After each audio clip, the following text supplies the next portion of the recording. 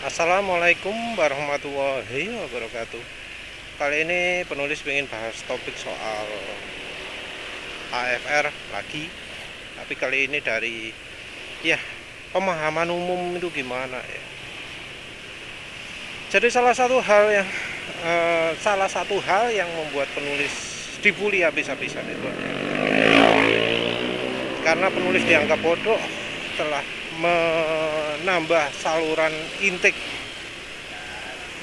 membuntu saluran intake luar. Katanya kalau ingin nambah tenaga harusnya ya diperbesar mas, nggak ada cara lain, pakai pipa yang besar ya, walau ada juga syaratnya ya. Tapi itu depannya pipa besar itu kasih filter lagi, aneh yo. Jenengnya open filter ya, filternya dilepas, tapi ini dikasih pipa gede masih dikasih filter lagi. Lucu ya, lucu. Katanya alasannya adalah untuk mengarahkan angin. Jadi filter itu gunanya untuk mengarahkan angin mas. Atau pakai corong. Corong itu gunanya untuk mengarahkan angin mas. Atau kalau misalnya ada pemutarnya, ini memutar angin tujuannya untuk mengarahkan. Tujuannya biar anginnya lebih banyak. Mobil standar kalau dikasih angin lebih banyak, itu tenaganya lebih keluar. Dikasih pipa corong, tenaganya lebih keluar. Ya penulis sendiri lihat video demo belalai corong itu, dari suaranya wis duduk standar mana ya. PCU nya mungkin sudah balap juga, suaranya lo siji.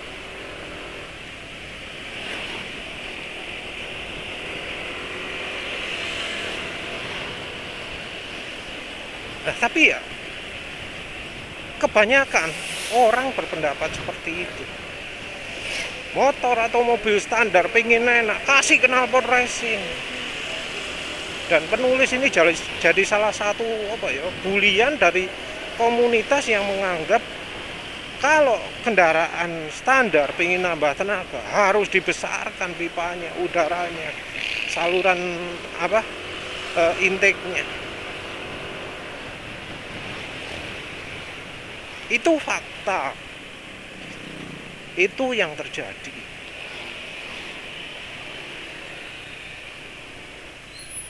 Mungkin ada yang menganggap, oh memang mas, kalau misalnya saluran intake diperbesar itu makin mantap tuh udaranya tuh. Udara makin deras, makin banyak, tenaga yang makin keluar.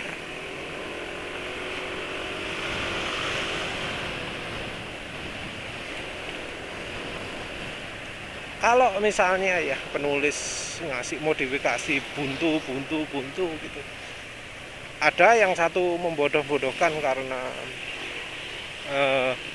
pabrikan sudah mendesain sempurna, kok kadek di model-model di macam-macam. Satunya lagi adalah, nah kalau modifikasi ya harus diperbesar.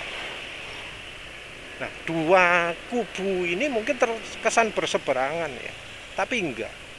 Kalau ada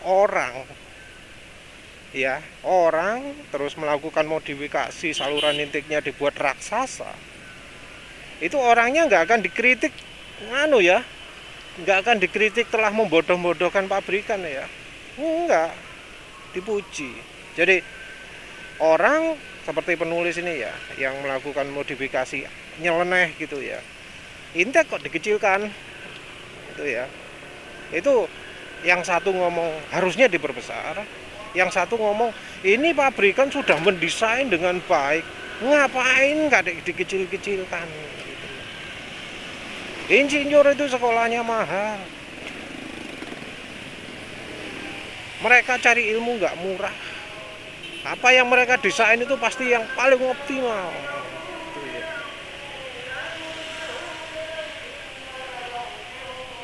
Jadi kalau menurut yang satu itu besar baik, yang satu itu harus menuruti rekomendasi pabrikan.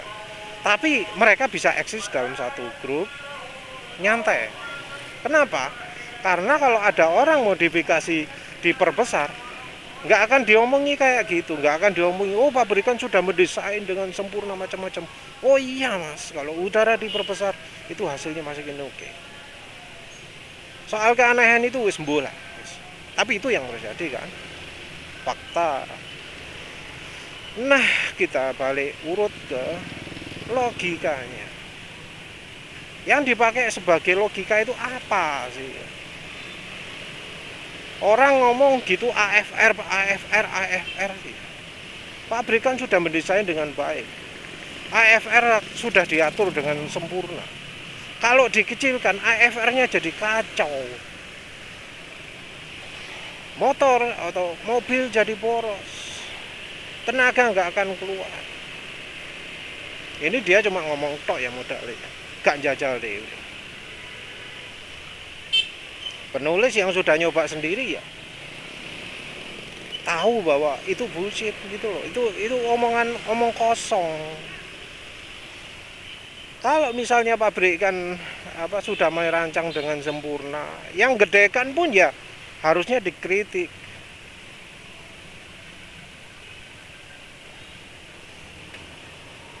Harusnya dikritik. Itu kenapa dibesarin intake-nya? Pabrikan sudah mendesain dengan sempurna. Lah apa digedek no? Harusnya seperti itu. Dan ngomong angin dibesarkan itu tenaga makin nambah, itu berdasarkan apa? Kalau ambil kesimpulan jangan ambil dari yang sudah melakukan modifikasi ECU. Yang ECU-nya tetap lah. Kenapa kok ngambil contohnya yang sudah modifikasi total? Kalau sudah modifikasi total ya rumus apapun nggak berlaku ya, rumus standar itu. Modifikasi selesai naik, udara makin banyak, tapi ya bensinnya yo sak ake-ake pisan. Di mana-mana ya namanya modif. Ya. Itu kalau udara diperbanyak ya bensin mah harus diperbanyak juga. Orang yang modifikasi profesional nambah udara ya nambah bensin. Nambah bensin ya harus ditambah udara. Klop dua-duanya. Kalau yang modif nanggung, ya jangan nambahi udara kalau misalnya kondisi mesinnya sudah sudah kering gitu. Misal pingin mengiritkan bensin, udaranya juga harus dikurangi.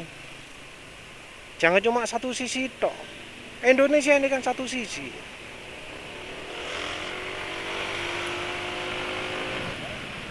Jadi kalau pingin makin besar ya, pingin ngirit udara digedekno. Pingin bertenaga ya, makin bertenaga, pingin ngetokno tenaga. Orang beli apa? Knalpot racing, filter racing, pokoknya semua yang bikin udara itu plong. Orang yang kalau mau ngirit, apa yang dilakukan? Bensinnya dikurangi, mboh ya apa caranya? Diakali sensor, dia diganti injektor yang debitnya kecil. Tapi udara nggak dirubah. Ini salah fatal ya. Tapi ya penulis itu sampai mikir. Ini orang-orang mikirnya gimana sih? Kenapa sampai muncul logika seperti itu? Padahal wis ngomong AFR segala, AFR yang sempurna gini, AFR yang ideal gini. Lah ideal itu maksudnya idealnya apa?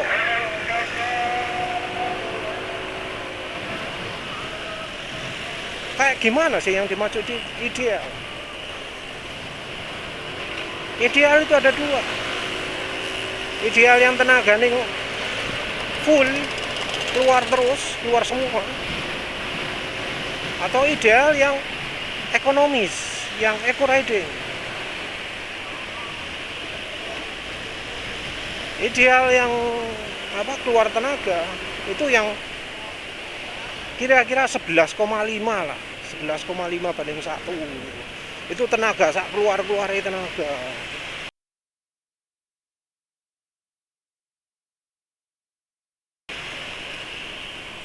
Itu bensinnya tentu bensin ideal ya.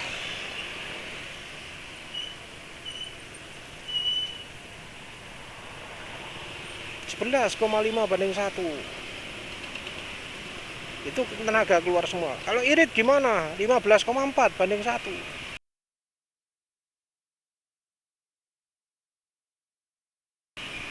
Itu irit. Nah, yang dipikir orang-orang itu rasio bensin, rasio AFR yang ada di mobil itu yang mana sih? Kalau rasio AFR-nya mobilnya itu 12,5:1. Bener. Kalau udara dikurangi ya tenaga turun.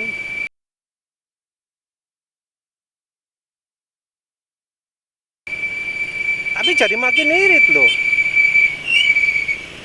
Sorry, udara dikurangi. Oh enggak, jadi makin boros. Makin boros, makin tidak bertenaga. Karena sudah lewat optimalnya. Udara makin sedikit, ya makin nggak efisien mesin.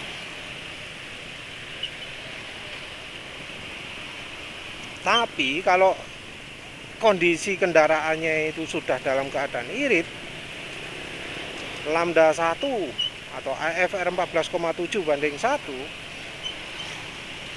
udara dikurangi, kan jadi makin makin mendekati rasio pembakaran yang tenaganya keluar. Motor emang jadi makin boros, mobil makin boros, tapi tenaga jadi keluar.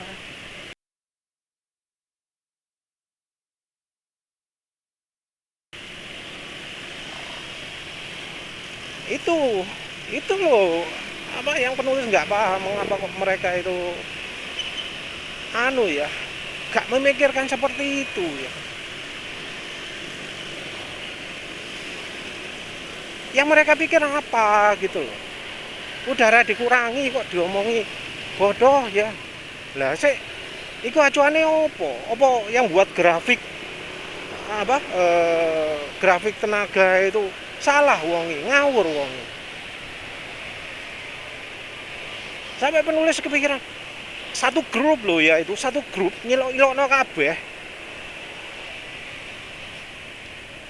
Gak ono sing ngelem, oh iya cara iku cara bener, lek pengin tenagane keluar udara emang harus dikurangi. Gak ono sing ngomong ngono.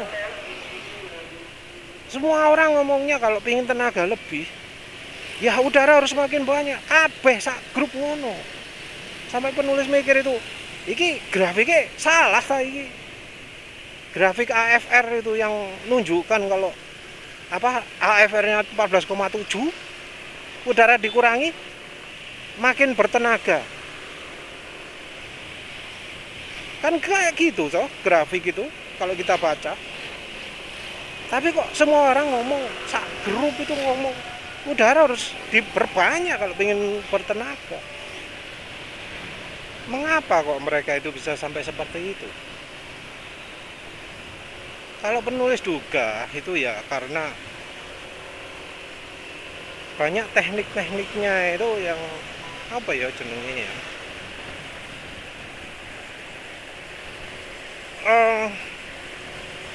Bersumber dari hasil dari sebuah modifikasi yang dijelaskan secara salah.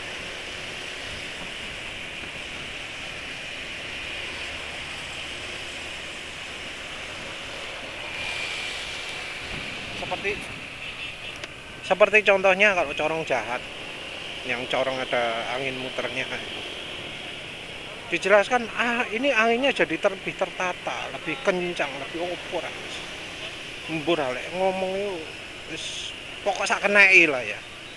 Wis pokoknya aku nggak iki iso fungsi. Sebenarnya sih itu, tapi orang berharap ada penjelasan mengapa itu bisa terjadi. Dan orang buat teori sendiri. Dan teori ini ngawur.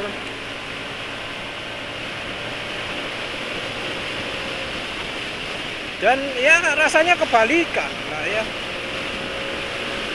Dipasangi vortex itu kan harusnya dihambat udaranya. Tapi itu diomongi udara yang masuk makin tertata, makin terfokus gitu ya ngomongnya ya. Soalnya mereka sudah nggak bisa menjelaskan yang lain ya. Ngomong udara dihambat itu tabu untuk mereka seperti ini, wis kadung. Karena orang-orang di situ kalau modifikasi itu wajib intake-nya digedein. Nggak mikir, padahal kalau melakukan modifikasi intake gede, bensin juga harus ditambahi. Dan yang melakukan itu biasanya ECU-nya sudah bukan standar lagi. Mungkin ada orang yang ngomong, wah ini makin oke, makin enak gitu ya. Tapi kadang orang itu ya menilainya salah.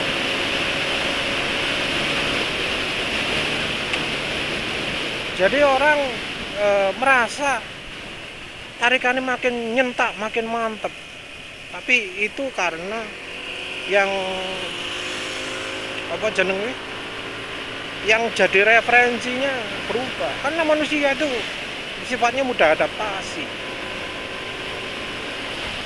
Kalau ia memperhatikan hal yang salah, kesimpulan yang diambil pun salah.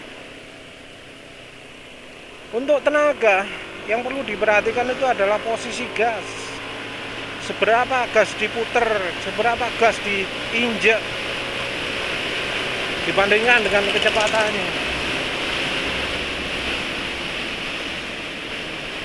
Karena ya, kalau tarikan makin mantap, itu juga bisa berarti tenaga RPM rendahnya lemah. Jadi ketika dibuka gas kecil gak ada tenaganya. Begitu gaspol gitu jadi betek kuat gitu ya. Perbedaan jadi ekstrim, orang merasa wah ini tenaganya lebih hebat. Padahal ada yang ngomong kalau misalnya kendaraan itu sudah dituning habis-habisan, tenaga dikeluarkan semua, itu malah rasanya smooth ya. Bukan malah kejet-kejet, bukan malah nyentak-nyentak, bukan malah ekstrim reaksinya, tapi malah smooth. Digas sithik wis metu tenaga nih, digas akeh metu sak pirang-pirang. Jadi tenaga ada semua, mulai dari RPM atas, dari RPM bawah sampai atas. Bukan kaget-kagetan. AFR wis teorinya kayak gitu mulai dari zaman dulu. Kalau kita lihat penjelasan-penjelasan, bisa sampai berubah ketika masuk Indonesia. Ini membuktikan bahwa di Indonesia yang namanya ilmu itu bisa nyimpangnya aduh banget. Nggak cuma soal oli, soal suspensi atau apa. Nah ini penulis nemu soal AFR juga. Dan ini berlaku universal ya, nggak cuma di grup mobil tok. Bahkan di grup penulis sendiri yang Free Energy Indonesia sama kayak gitu. Sama. Aneh lah. Harusnya grup energi itu kan orangnya mikir-mikir loh. Enggak, sen ditunggu. Nunggu ada korbannya, gagal ketipu atau apa gitu. Aneh lah pokoknya ya. Nggak paham penulis. Harusnya yang di grup energi itu kan nyoba-nyoba tuh. Bisa lebih mikir lah, ada AFR, ada apa. Karena yang penulis sebutkan itu fakta, bisa ono bukti ini pisan. Gak percaya. Mereka lebih memikirkan lebih percaya sama bahwa yang selama ini menyebar ya udara kendaraan pengen lebih bertenaga, intake harus digedein, yang keluar juga harus dibesarin. Nggak tahu tak mereka bahwa itu ada syarat dan ketentuan berlaku.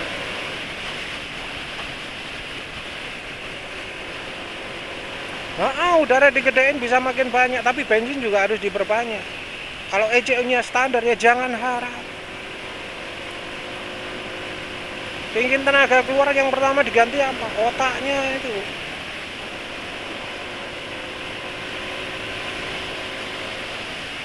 Tentu ya, ini bukan kayak modifikasi apa jenenge bore up ya. Bore up itu kadang mengandalkan ECU standar sih iso. Karena ada fleksibilitas di ECU standar.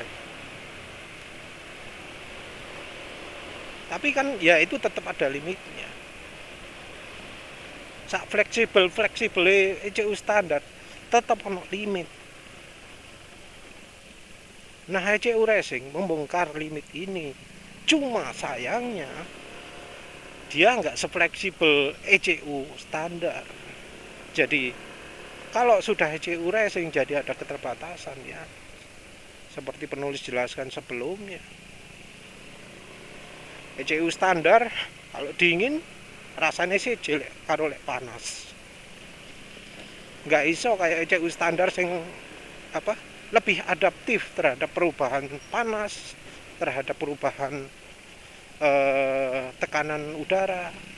Kalau memang ada yang agak butuh di setting manual ya, seperti misalnya di cerita-ceritanya Matic Honda ya. Kalau Matic Honda itu sensitif banget dengan setelan setting ketinggian.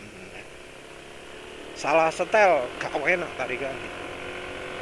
Pabrikan sudah bagus tuh ya, karena tahu keterbatasan